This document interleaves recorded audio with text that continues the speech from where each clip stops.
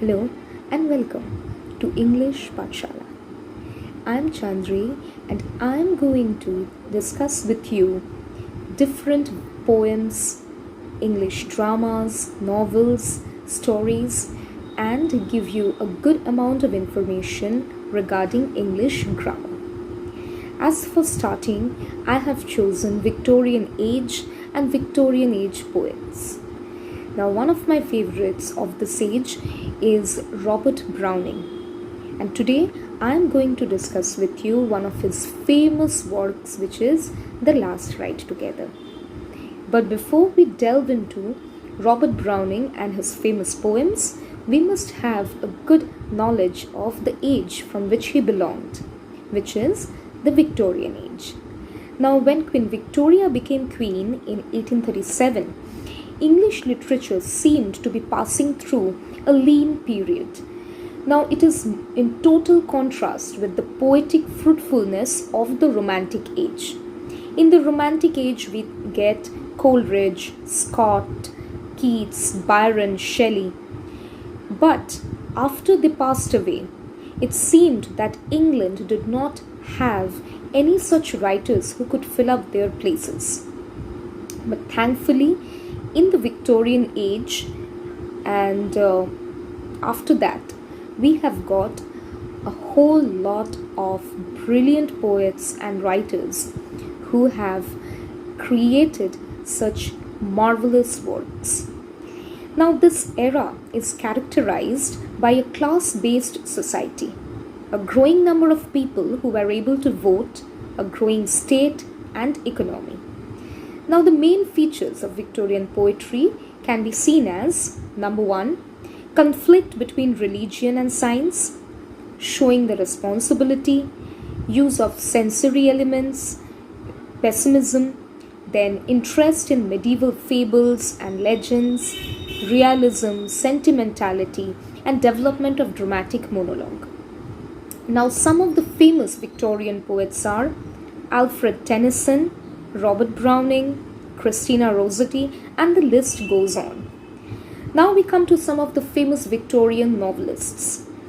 We have Charles Dickens, Thomas Hardy, Charlotte Bronte, Emily Bronte, and again the list goes on.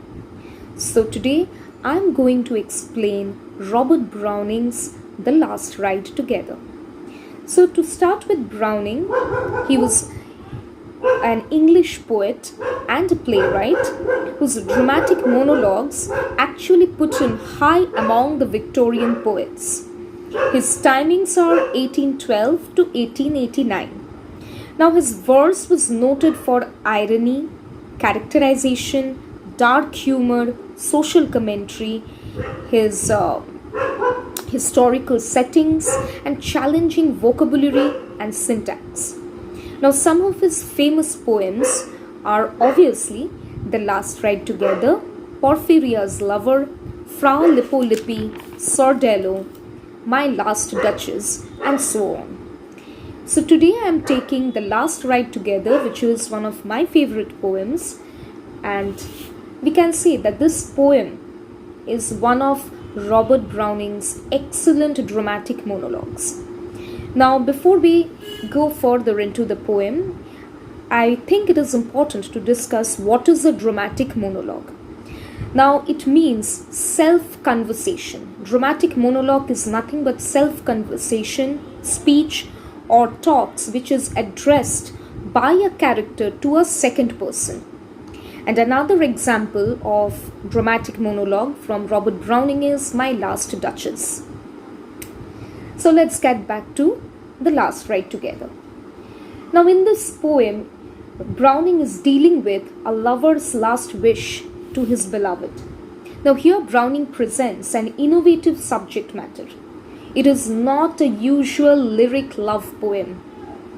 The speaker not only praises his mistress, he goes beyond that usual boundary of love poetry. The main idea of the poem actually revolves around the last wish to go on a last ride together. Now, in this particular context, the poet actually weaves the whole theme of the poem. It is actually the central idea of the poem.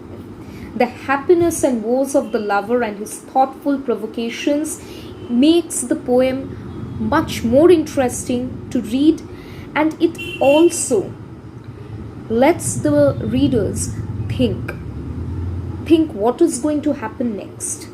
It is actually the growing interest of the reader which will compel you to go through the poem again and again, line by line, to actually understand it from the heart. Now, in this dramatic monologue, the speaker first of all presents the background of the story. The speaker is taking leave from his beloved.